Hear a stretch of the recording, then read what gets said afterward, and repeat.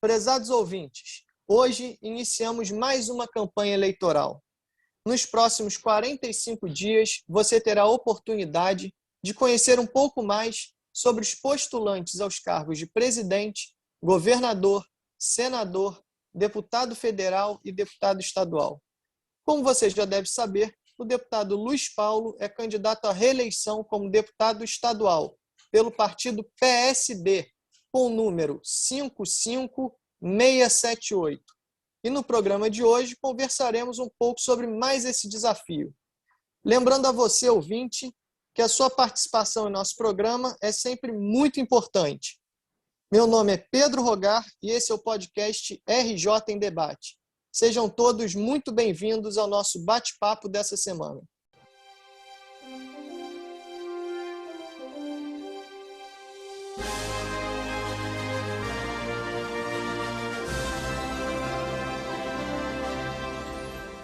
Bom dia, deputado Luiz Paulo. Mais uma semana começando e essa semana é uma semana especial, né? Bom dia, Pedro. Hoje, 16 de agosto, iniciamos a campanha eleitoral pelo qual eu estou sendo candidato à reeleição. Então, é um dia importante e marcante. Serão 45 dias de caminhada até o dia das eleições, domingo, 2 de outubro de 2020. Deputado, e para começar esse programa de hoje, que é um programa especial, queria deixar a seguinte pergunta. O senhor já disputou muitas eleições ao longo dessa sua trajetória política, mas o que lhe motiva a disputar mais uma eleição nesse ano de 2022, deputado? Ô Pedro, eu devo confessar aos nossos ouvintes que, com 76 anos de idade, estou com uma motivação que jamais senti em outros pleitos eleitorais. Estou alimentado por uma profunda indignação em relação aos tempos que vivemos. Desrespeita-se a Constituição, tisna-se a democracia e os princípios republicanos, e tudo isso se projeta em péssimas gestões, como aqui no estado do Rio de Janeiro. Tais governos, muitas vezes associados a parte do parlamento, comprometem o presente e muitas vezes o futuro da nossa população. Aqui no estado do Rio de Janeiro, o governo que estamos percebendo tem descrédito absoluto na gestão, principalmente com esses últimos escândalos ligados à CEPERJ, das contratações temporárias indevidas de mais de 18 mil pessoas. Eu faço parte de uma geração de resistência ao autoritarismo que se forjou na luta nos idos de 68. Eu acredito piamente na organização da nossa sociedade e esse Estado orgânico possa ser capaz de levar políticas públicas de qualidade à população. Acredito também que a gente pode se aliar a um conjunto de pessoas motivadas, a alguns políticos, e tentar realmente, de fato, levar política de qualidade à população. E dentro desse princípio, Pedro, nós temos que iniciar um intenso processo de mudança, inclusive de mudanças comportamentais, onde a ética, o respeito, a responsabilidade social, o planejamento, a organização e o controle e a avaliação das ações públicas efetivadas pelo governo seja uma rotina da administração. Eu confesso a você que estou na terceira idade produtiva e com um combatente, com um antigo resistente, jamais desisto. E falando sobre idade, Pedro, eu queria lembrar a campanha presidencial americana de 1984, quando você ainda não era nascido, quando houve uma grande preocupação com a idade do Ronald Reagan, que naquele momento era um dos candidatos a presidente. E o Reagan, falando durante um debate presidencial, ele afirmou: eu não vou fazer da idade uma questão nessa campanha. Eu não vou tirar proveito para fins políticos da juventude e da inexperiência do meu oponente. Então, dito isso, vamos em frente. Sensacional, deputado. E antes da segunda pergunta, eu quero lembrar aqui para os nossos ouvintes o número do nosso WhatsApp. Para qualquer dúvida, sugestão, a gente está sempre à disposição. É o 21 95 14 5678. Deputado, quais os principais compromissos do senhor para um próximo mandato? Olha, eu queria que os nossos ouvintes soubessem que, primeiro, nós temos que entender em que se fundamenta os meus compromissos. Nós estamos vivendo uma fase de grandes dificuldades, quer seja no nosso país e principalmente no nosso estado do Rio de Janeiro. Tenho a plena convicção que é dever nosso arregaçar as mangas e trabalhar para desenvolver o que eu intitulo o bem-estar social da população fluminense. Eu queria recorrer ao preâmbulo da Constituição Federal de 88, que define o conceito de bem-estar social. Ela assim se expressa. E vou ler aqui esse preâmbulo. Nós, representantes do povo brasileiro, reunidos em Assembleia Nacional Constituinte, para instituir um Estado democrático, destinado a assegurar o exercício dos direitos sociais e individuais, a liberdade, a segurança, o bem-estar, o desenvolvimento, a igualdade e a justiça, como valores supremos de uma sociedade fraterna, pluralista e sem preconceitos, fundada na harmonia social e comprometida na ordem interna e internacional com a solução pacífica das controvérsias. Promulgamos, sobre a proteção de Deus, a Constituição da República Federativa do Brasil. Então, essa Constituição de 88, democrática e republicana, ela registra 16 vezes que ela visa o bem-estar social. O conceito de bem-estar social está, por via de consequência, nos fundamentos da nossa Constituição. Mas ele só pode existir com acesso e a primazia da população, principalmente os mais necessitados, à educação, à saúde, ao sistema previdenciário, à assistência social e à segurança pública para todos. Não é à toa que a própria Constituição, em suas leis complementares, isto é, leis que regulamentam a Constituição, reafirmaram este conceito para que tivéssemos investimentos mínimos na educação e na saúde. E este bem-estar social, para ocorrer, terá que ser sustentado pelos recursos, intitulados recursos públicos, que serão inscritos nas leis orçamentárias, na tríade de leis, o Plano Plurianual, a Lei de Diretrizes Orçamentárias e a Lei de Orçamento Anual, incluindo nas leis orçamentárias, principalmente os mais necessitados. O Brasil constitucional deveria, de uma forma ampla, geral e restrita, principalmente no estado do Rio de Janeiro, ser adepto às práticas de um bem-estar social.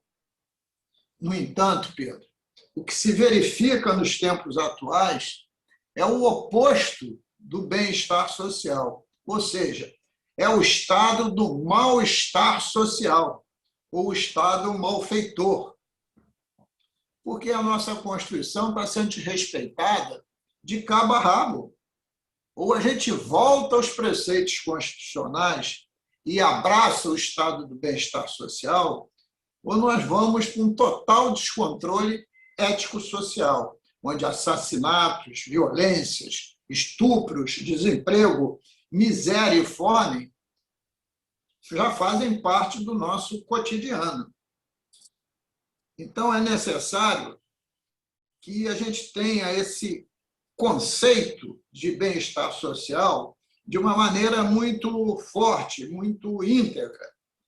Assim definido o conceito de bem-estar social, nossos principais compromissos com os nossos ouvintes e com a população fluminense são demonstrar que é possível fazer política com ética e seriedade. Precisamos, cada vez mais, levar o poder legislativo a cumprir a sua função constitucional de efetivar o controle externo da administração pública, fiscalizando o poder executivo com rigor. Precisamos, cada vez mais, trabalhar para que o Estado do Rio de Janeiro deixe de ser prejudicado financeiramente pela União. Precisamos, cada vez mais, lutar contra o excesso de taxas e contra a burocracia que atormentam a vida do cidadão. Precisamos defender um serviço público de qualidade e um servidor público qualificado e com remuneração justa. Precisamos travar a luta contra todas as formas de preconceitos. Precisamos lutar contra os desmandos do Detran, que muitas vezes se associa à indústria das multas e à máfia dos reboques. Precisamos, urgentemente, incluir os menos favorecidos e os excluídos no orçamento do Estado. E, finalmente, precisamos construir um plano estratégico de Estado de desenvolvimento econômico e social. Deputado, o seu mandato teve diversas ações de grande relevância para a população fluminense ao longo de todos esses anos, ao longo de todos os seus mandatos. E aí eu vou lhe fazer um desafio. É difícil, mas vamos lá. Se o senhor tivesse que destacar apenas 5 ações desse último mandato agora, quais seriam essas ações? Pedro, os nossos ouvintes que nos acompanham vão de lembrar que no meado de 2020, início de 2021, nós fomos autor do pedido de impeachment do então governador Wilson Witzel e continuamos participando ativamente do processo até que o mesmo impeachment veio ocorrer em maio de 2021. Ele se tornou o primeiro governador cassado por impeachment em todo o país. Então, essa eu cito como primeira ação. A segunda teria sido a conquista de ter conseguido, por fim, a vistoria anual obrigatória do Detran, que tanto malefício trazia para a população da Baixada Fluminense, da Zona Oeste da cidade do Rio de Janeiro e de toda a região de Itaboraí e São Gonçalo, principalmente, onde os profissionais autônomos de carpintaria, de pedreiro, eletricista, todas aquelas que precisavam de carros e seus apetrechos para prestar serviços, se viu impedido de circular livremente e, muitas vezes, tendo seus veículos apreendidos. Então, foi uma grande vitória para essa população trabalhadora que se deslocava para trabalhar na cidade do Rio de Janeiro. Mas também, recentemente, a gente conseguiu acabar com a taxa de emissão do CRLV, o popular verdinho. A população tinha que pagar R$ 70 para pegar o seu verdinho, o seu CRLV, o Certificado de Registro de Licenciamento do Veículo. E pagar por quê? Se ele tira pela própria internet. E essa foi uma medida que beneficiou 3 milhões de pessoas, no mínimo. Mas tem outra questão ainda, que eu posso citar como uma quarta importante questão. Associado ao presidente da Assembleia Legislativa, André Siciliano, nós conseguimos acabar com muitas maldades que existiam no pacote de renovação do regime de recuperação fiscal. Mas conseguimos, principalmente, construir juntos um projeto de lei que permitiu a reposição salarial dos servidores públicos do Estado do Rio de Janeiro. Reposição que não ocorria desde o ano de 2017. E, finalmente, Pedro, os servidores públicos sabem disso, da nossa dedicação e luta para reestruturar planos de cargos e salários de diversas categorias funcionais, que também estavam praticamente paralisados desde o ano de 2014. Então, posso citar essas 5 ações como ações relevantes, né, no meio de tantas outras ações, como, por exemplo, aquela CPI que eu presidi, de apurar a arrecadação deficiente de royalties e participações especiais, que só no ano de 2021 colocou nos cofres do Estado do Rio de Janeiro mais de 2,4 bilhões de reais. Deputado, eu te falei que ia ser um desafio, né? Eu falei 5, mas é difícil, para um mandato tão atuante como o seu, é difícil escolher 5 ações. Mas vamos lá.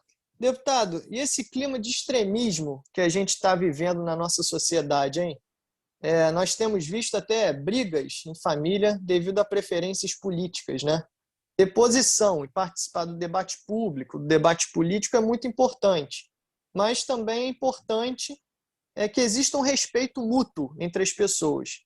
Pensar e votar diferente não torna ninguém inimigo, não é mesmo, deputado?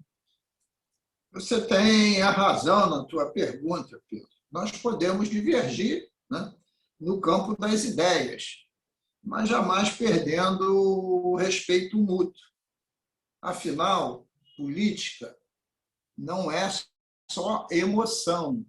Política não é jogo de Vasco e Flamengo. Política é razão e emoção. E é fundamental superar a intolerância e, principalmente, o extremismo. Porque o essencial mesmo, Pedro, é constatarmos que o nosso Estado do Rio de Janeiro e o nosso país navega como uma nau sem rumo. Nau que não se sabe em que porto vai atracar, se é que vai chegar a algum lugar. Logo, é fundamental, sem dúvida nenhuma, construir um novo pacto social. E que esse pacto social novo seja um compromisso de todos. E para ter um novo pacto social eficiente e eficaz, é necessário que o Estado seja um Estado eficiente, que planeje, organize, comande, controle e coordene as políticas públicas, com a participação efetiva da sociedade. Tal pacto social só será possível num Estado democrático de direito.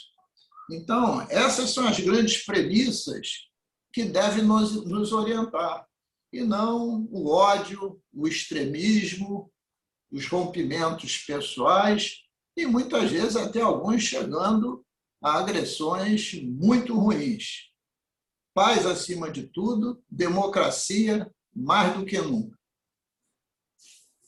Com certeza. Deputado Luiz Paulo, agora eu vou deixar esse espaço final para que o senhor peça o voto e o apoio do nosso ouvinte, que tem sido um grande parceiro nessa trajetória do nosso podcast ao longo desses 79 episódios.